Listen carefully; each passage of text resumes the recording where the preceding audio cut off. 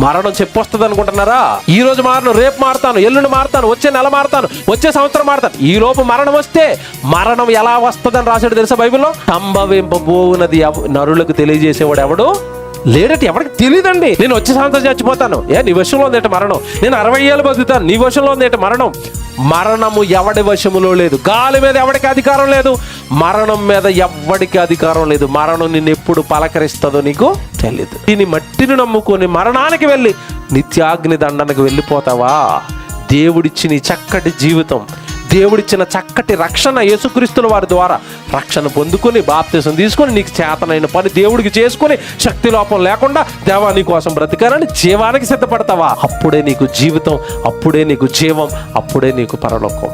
మట్టిని హత్తుకుపోయావా మాయమైపోతావు నిత్యాగ్ని దండనకి వెళ్ళి. లేదు మట్టొద్దు, దేవుడు కావాలి, పరలోకం కావాలంటావా?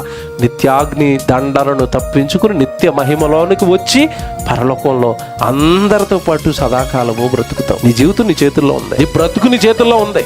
Choice is yours.